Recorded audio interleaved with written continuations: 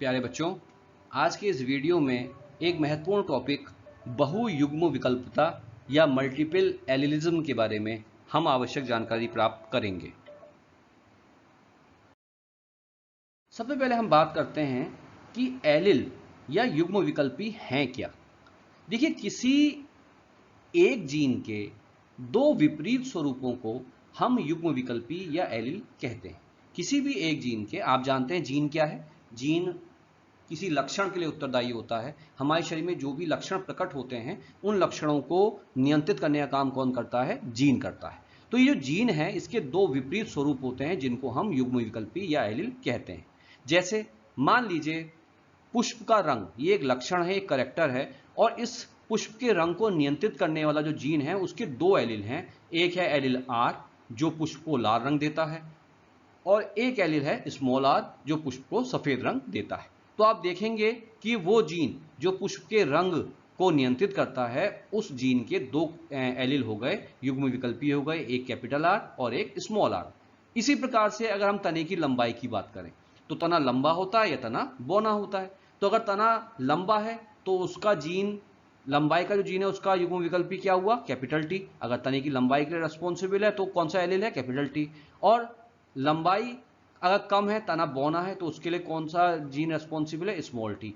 तो ये दो, कैपिटल टी स्मॉल टी, ये क्या हो गए? ये जीन के एलिल्स हो गए, युग्म विकल्पी हो गए। तो आपको ये ध्यान रखना है कि किसी एक जीन के दो विपरीत स्वरूपों को हम युग्म विकल्पी कहते हैं।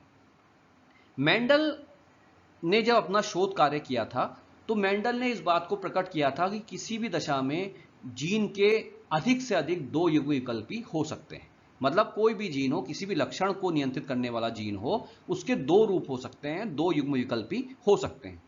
लेकिन मेंडल की रिसर्च के काफी समय के बाद एक वैज्ञानिक आए जिनका नाम था बेटिसन, और उन्होंने अपनी रिसर्च के दौरान ये पाया कि एक जीन के दो से अधिक युग्म विकल्पी भी हो सकते हैं। बेटिसन ने मेंडल के शोध के काफी समय बाद यह बात को प्रकट किया कि कभी कभी किसी जीन के दो से अधिक एलिल्स भी हो सकते हैं, और इसी को बहुयुग्म विकल्पता या मल्टीपल एलिलिज्म का नाम दिया गया। अर्थात यदि किसी जीन के दो से अधिक एलिल युग्म विकल्पी मौजूद होते हैं तो उसे हम बहुयुग्म विकल्पता या मल्टीपल एलिलिज्म कहते हैं।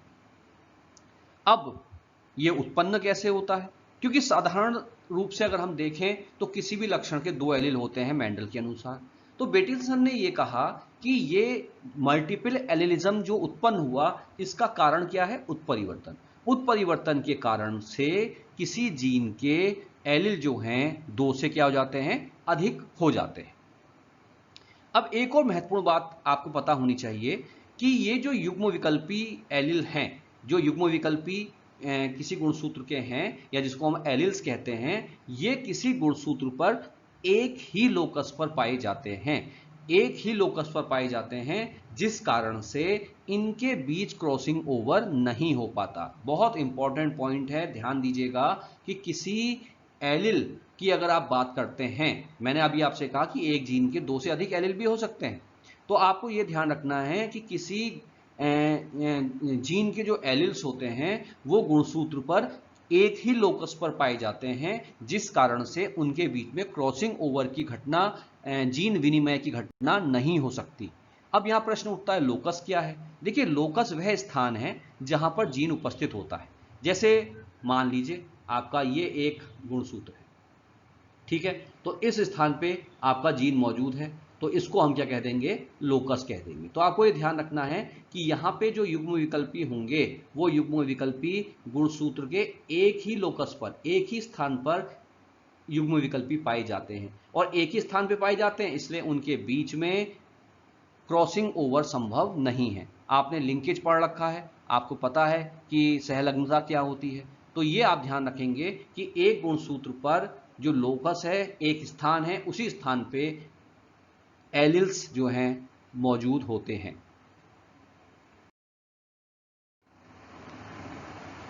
अब देखिए, ये जो बहुयुग्म विकल्पता है, मतलब एक जीन के बहुत सारे युग्म विकल्पी होते हैं, इसको समझाने के लिए एक बहुत अच्छा उदाहरण है और वो है मानव का रक्त समूह।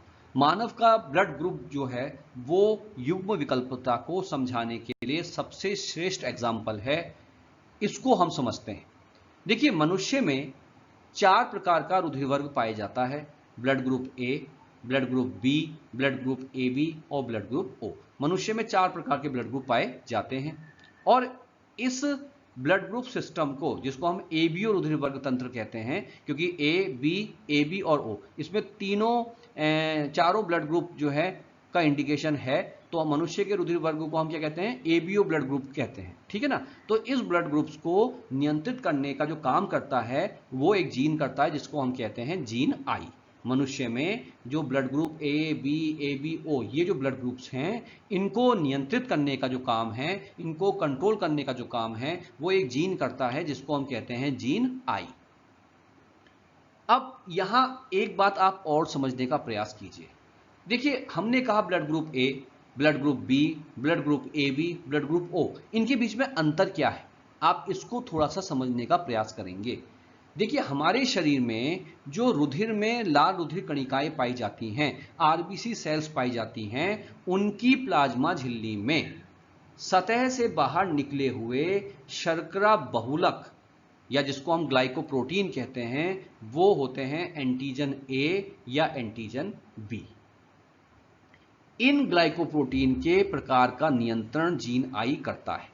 समझने का मतलब क्या है? समझने का प्रयास कीजिए। मान लीजिए ये कोई आरबीसी सेल है, ये कोई लाल रुधिर कणिका है, आर बी और सी सेल है। ठीक है? तो इसकी जो झिल्ली है, इसकी जो ये कला है प्लाज्मा झिल्ली, इस पर शर्करा बहुलक पाए जाते हैं, बाहर निकले हुए इस प्रकार से शर्करा बहुलक पाए जाते हैं। और ये जो शर्करा बहुलक होते हैं, जो वास्तव में कैसे प्रोटीन है? ग्लाइकोप्रोटीन है। इनको हम कहते हैं एंटीजन। इनको क्या कहते हैं हम? एंटीजन। दोबारा से समझ लीजिए, लाल रुधिर कणिकाएं जो आरबीसी सेल्स होती हैं, इनकी प्लाज्मा झिल्ली पर बाहर की ओर निकले हुए कुछ ग्लाइकोप्रोटीन पाए जाते हैं। ये ग्लाइकोप्रोटीन क्या कहलाते हैं? एंटीजन। अब ये एंटीजन ए भी हो सकता है और ये एंटीजन बी भी हो सकता है। तो इन एंटीजनों को कंट्रोल करने का काम कौन करता है? ये जीन आई करता है। आपकी बात समझ में आ गई? आरबीसी की सतह पर जो ये ग्लाइकोप्रोटीन है, जिसको हमने एंटीजन कहा, एंटीजन 2 प्रकार का हो सकता है, ए या बी। तो ये कौन सा एंटीजन होगा आरबीसी कोशिका में, ए या बी? इसको नियंत्रित करने का काम भी कौन करता है? जीन आई करता है। अब आगे चलिए, आगे समझते हैं। देखिए, ये जो जीन है आपका, जीन आई, मैंने आपसे कहा था कि ब्लड ग्रुप जो है बहुयुग्म विकल्पता का एक अच्छा एग्जाम्पल है। अब आप उस बिंदु पे आइए। ये जो जीन आई है, जो रुधिर वर्गों को नियंत्रित कर रहा है, जो ये नियंत्रित कर रहा है कि आरबीसी सेल्स में एंटीजन ए होगा या एंटीजन बी, इस जीन के 3 एलिल्स होते हैं, आई ए, आई बी और आई ओ।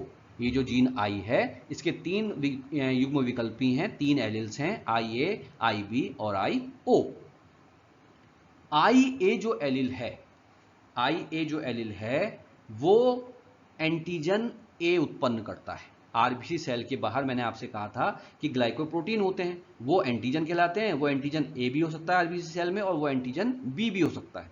तो अगर किसी जीन में, किसी आरबीसी सेल में, किसी मनुष्य में आई जीन का आई ए एलिल मौजूद है, तो आई ए जो एलिल है वो कौन सा एंटीजन प्रकट करता है? एंटीजन ए। अगर आई बी एलिल है तो कौन सा एंटीजन प्रकट करता है? बी। लेकिन अगर आई ओ होगा तो आई ओ जो है कोई शर्करा उत्पन्न नहीं करता, ये किसी भी प्रकार का ग्लाइकोप्रोटीन उत्पन्न नहीं करता, ये किसी भी प्रकार का एंटीजन उत्पन्न नहीं करता। ये बहुत महत्वपूर्ण चीज है, एक बार दोबारा से समझ लीजिए। मैंने आपसे कहा कि ये जो जीन हैं, ये नियंत्रित करते हैं कि कौन सा एंटीजन आरबीसी सेल में होगा। जीन आई के जो युग्म विकल्पी हैं, वो ये डिसाइड करते हैं कि आरबीसी सेल में कौन सा एंटीजन होगा। अगर आई ए एलिल है तो एंटीजन कौन सा होता है? ए। ठीक है। आई बी है तो कौन सा एंटीजन बनता है? बी। लेकिन अगर आई ओ है तो इससे कोई भी ग्लाइकोप्रोटीन, या जिसको हम एंटीजन कहते हैं, नहीं बनता। आई ओ एलिल कोई भी एंटीजन उत्पन्न नहीं करता। तीसरी बात, जो बहुत महत्वपूर्ण है, इसको भी आप समझने का प्रयास कीजिएगा कि देखिए आई ए और आई बी जो एलील हैं वो आई ओ पर प्रभावी हैं। आई ए जो एलील है और आई बी जो एलील है, ये दोनों एलील्स जो हैं आई ओ को क्या करते हैं, डोमिनेट करते हैं। अर्थात आई ओ क्या है, रिसेसिव। और ये रिसेसिव क्यों है, क्योंकि आई ए तो एंटीजन ए बना रहा है, आई बी एंटीजन बी बना रहा है, लेकिन आई ओ जो है कोई भी शर्करा, कोई भी ग्लाइकोप्रोटीन, कोई भी एंटीजन नहीं बनाता। इसलिए यह ध्यान रखना है कि आई ए और आई बी जो एलील्स हैं ये डोमिनेंट हैं और आई ओ कैसा है, रिसेसिव है, अप्रभावी है। अब आप एक और बात को समझिए। देखिए मनुष्य जो है एक द्विगुणित जीव है। मैंने ये बात बताई आपको कि जो आई जीन है उसके 3 युग्म विकल्पी हैं, आई ए, आई बी, आई ओ। लेकिन चूंकि मनुष्य द्विगुणित है, क्या उसमें किसी भी मनुष्य में तीनों युग्म विकल्पी मौजूद हो सकते हैं? नहीं। आप जानते हैं कि द्विगुणित जीव में किसी भी लक्षण के 2 जीन होते हैं, 2 एलील्स होते हैं। तो ये आपको ध्यान रखना है कि किसी भी जीव में 3 युग्म विकल्पी में से अधिक 2 एलील्स ही हो सकते हैं, क्योंकि मनुष्य द्विगुणित जीव है, उसमें हर लक्षण के 2 जीन होते हैं, हर लक्षण के 2 एलील होते हैं। तो 2 एलील होंगे तो भले ही ये युग्म विकल्पी 3 है, यहाँ पे आई ए, आई बी, आई ओ, लेकिन मनुष्य में किसी भी जीव में जो एलील होगा वो केवल 2 ही होंगे, 2 से अधिक नहीं हो सकते। अधिक से अधिक कितने एलील होंगे? 2 होंगे, 2 से अधिक नहीं हो सकते। अब आप देखिए, मैंने आपसे कहा कि किसी भी मनुष्य में 2 एलील होंगे, अधिक से अधिक 2 एलील होंगे, और इस हिसाब से अगर हम देखें तो 6 प्रकार का जीनोटाइप मनुष्य में बन सकता है, और उसी 6 प्रकार के जीनोटाइप के हिसाब से मनुष्य का ब्लड ग्रुप फिक्स होता है कि वो किस रुधिर वर्ग का होगा। मैंने आपसे कहा था कि मनुष्य में जो ब्लड ग्रुप होते हैं, blood group A, blood group B, blood group A B और blood group O, 4 blood group होते हैं। तो अब हम ये देखेंगे कि ये ब्लड ग्रुप कैसे बने। अभी आपने देखा कि जो जीन आई है उसके 3 जीनोटाइप हैं, आई ए, आई बी और आई ओ। और मैंने आपसे ये कहा कि किसी भी मनुष्य में अधिक से अधिक 2 जीन के एलील्स हो सकते हैं, केवल 2 एलील अधिक से अधिक होंगे, 3 एलील नहीं हो सकते किसी भी दशा में, क्योंकि मनुष्य द्विगुणित है और उसमें हर लक्षण के 2 ही एलील्स होते हैं। तो उस हिसाब से कितने जीनोटाइप बनेंगे? 6 जीनोटाइप बनेंगे। आइए देखते हैं। मान लीजिए कोई व्यक्ति जिसका ब्लड ग्रुप ए है, तो उसका जीनोटाइप क्या क्या हो सकता है? आई ए या आई ए आई ओ। अब आप इसको देखिए, ये जीनोटाइप देखिए, तो इसमें जो दोनों एलील हैं वो एक जैसे हैं, आई ए, मतलब समयुग्मकीय अवस्था में आई ए है। तो स्वाभाविक सी बात है कि भाई ये भी एंटीजन ए बनाएगा, ये भी एंटीजन ए बनाएगा, तो ये रुधिर वर्ग आपका ए ही होगा। लेकिन अगर आप दूसरा जीनोटाइप देखें जो विषम युग्मजीय अवस्था है, उसमें विषम युग्मकी हैं। आप देखिए, एक आई ए है और दूसरा क्या है? आई ओ। दोनों जो एलील्स हैं आपके क्या हैं? अलग अलग हैं। तो ये ब्लड ग्रुप ए कैसे बना रहा है? देखिए, मैंने आपको बताया था कि आई ए जो है एंटीजन ए बनाता है, लेकिन आई ओ जो है कोई भी एंटीजन नहीं बनाता। दूसरी बात मैंने आपसे कहा था कि आई ए जो है प्रभावी है और आई ओ जो है क्या है? अप्रभावी है। तो सीधी सी बात है, आई ए प्रभावी है और ये एंटीजन ए बना रहा है, तो इसलिए आई ए आई ओ जीनोटाइप वाला जो व्यक्ति है उसमें भी रुधिर वर्ग ए ही होगा। तो अब यहां एक चीज नोट आप करिएगा कि व्यक्ति हो सकता है समयुग्मकी हो तो रुधिर वर्ग ए हो, जैसे ये देखिए दोनों एलील एक जैसे हैं, समयुग्मकी अवस्था में तो रुधिर वर्ग ए है, और हो सकता है विषम युग्मकी अवस्था है तो भी रुधिर वर्ग ए ही हो। ये ध्यान रखना है आपको। तो अगर किसी व्यक्ति में रुधिर वर्ग ए है तो उसमें 2 प्रकार का जीनोटाइप होने की संभावना है, आई ए या फिर आई ए आई ओ। अब मान लीजिए रुधिर वर्ग बी है, तो उसमें भी 2 अवस्थाएं हैं, या तो समयुग्मकीय अवस्था है, मतलब दोनों एलील एक जैसे हैं, आई बी, ये भी एंटीजन बी बनाएगा, ये भी बी बनाएगा, तो रुधिर वर्ग बी होगा। लेकिन जो दूसरी विषम युग्मकीय अवस्था है एलील्स की, उसमें आप देखिए आई बी क्या बनाएगा? Antigen B. और आईओ क्या बनाएगा? आईओ कोई एंटीजन नहीं बनाता। साथ ही साथ आई बी जो है प्रभावी है और आईओ क्या है? अप्रभावी। तो यहां पे भी क्या होगा? इस अवस्था में भी आई बी तो एंटीजन बी बनाएगा लेकिन आईओ नहीं बनाएगा, और आई बी प्रभावी है, तो इसलिए इस जीनोटाइप में भी जो व्यक्ति का ब्लड ग्रुप होगा वो क्या होगा? बी होगा। तो आप यहां पे ध्यान रखिए कि अगर किसी व्यक्ति का ब्लड ग्रुप बी है तो उसका जीनोटाइप 2 प्रकार का हो सकता है, समयुग्मकीय अवस्था में भी एलील हो सकते हैं और विषम युग्मकीय अवस्था में भी एलील हो सकते हैं। अब हम बात करते हैं तीसरे ब्लड ग्रुप की, ए बी। इस दशा में केवल एक ही प्रकार का जीनोटाइप होगा जिसको हम कहते हैं IA IB। अब देखिए होता क्या है, रुधिर वर्ग AB में क्या होता है, IA जो एलील है ये एंटीजन A बनाता है और IB जो है ये एंटीजन B बनाता है, और दोनों ही प्रभावी एलील्स हैं, दोनों ही एलील्स प्रभावित हैं, दोनों ही एलील अपना अपना प्रभाव प्रकट करते हैं। तो यहां पे क्या होगा, ना A B के प्रभाव को दबा पाता है, ना B A के प्रभाव को दबा पाता है, दोनों ही अपने अपने प्रभाव को बराबर प्रकट करते हैं। और ये एक बहुत अच्छा एग्जाम्पल है कोडोमिनेंस का, सह प्रभाविता का। यहां पे जो दोनों एलील्स हैं अपना अपना प्रभाव प्रकट करते हैं, IA एंटीजन A बनाता है, IB एंटीजन B बनाता है, और इसी कारण से इन दोनों एलील्स के सह प्रभाविता दिखाने के कारण से ब्लड ग्रुप AB बनता है। तो ब्लड ग्रुप AB कोडोमिनेंस का एक बहुत अच्छा एग्जाम्पल है, जहां पे जीन के जो दोनों एलील्स हैं अलग अलग प्रभाव दिखा रहे हैं और दोनों ही प्रभाव जो हैं प्रकट हो रहे हैं, इसलिए ब्लड ग्रुप AB बना। अब हम बात करते हैं ब्लड ग्रुप O की। देखिए ब्लड ग्रुप O भी उन्हीं जीवों में होगा जिसमें IO जीन जो है, IO जो एलील है वो समयुग्मक अवस्था में होगा, क्योंकि विषम युग्मक अवस्था में अगर IO है जैसे यहां पे और यहां पे, तो आप जानते हैं कि A और B प्रभावी हैं, तो IO कभी भी अपना प्रभाव प्रकट नहीं कर पाएगा। लेकिन अगर IO समयुग्मक की अवस्था में है, दोनों ही एलील IO हैं, तो ऐसा जीनोटाइप वाला जो व्यक्ति है उसमें रुधिर वर्ग क्या होगा, O होगा। और इसकी खासियत क्या होगी कि ऐसे रुधिर वर्ग में किसी भी प्रकार का कोई एंटीजन मौजूद नहीं होगा, क्योंकि IO एंटीजन नहीं बनाता, तो रुधिर वर्ग O में समयुग्मकी अवस्था में IO एलील पाए जाते हैं। तो यहां एक बहुत इंपॉर्टेंट बात मैं आपको दोबारा से समझा दे रहा हूं कि देखिए ब्लड ग्रुप AB सह प्रभाविता का एग्जाम्पल है, ब्लड ग्रुप AB कोडोमिनेंस का एग्जाम्पल है, जबकि सभी रक्त समूह किसका एग्जाम्पल है, बहुविकल्पता का। एग्जाम की दृष्टि से ध्यान रखना है आपको कि ब्लड ग्रुप AB जो है कोडोमिनेंस का एग्जाम्पल है, जहां दो एलील समान अपना प्रभाव प्रकट कर रहे हैं, और सभी रुधिर वर्गों को अगर आप देखें तो ये रुधिर वर्ग किसके एग्जाम्पल हैं, बहु युग्म विकल्पता का एग्जाम्पल हैं। तो देखा आपने कि किस प्रकार से IA IB और IO तीन एलील जो हैं उनकी उपस्थिति या अनुपस्थिति चार प्रकार के ब्लड ग्रुप का निर्माण करती है। अब एक बार और विस्तार से इसको मैं समझा दे रहा हूं आपको, एक बार और समझ लीजिए। यदि किसी जीव का जीनोटाइप IA IO है तो IA प्रकट होगा, तो ये ब्लड ग्रुप क्या कहलाएगा, A। यहां पे ध्यान रखना है कि इस व्यक्ति का जीनोटाइप कैसा है, विषम युग्मकी है, लेकिन ब्लड ग्रुप क्या प्रकट होगा, A।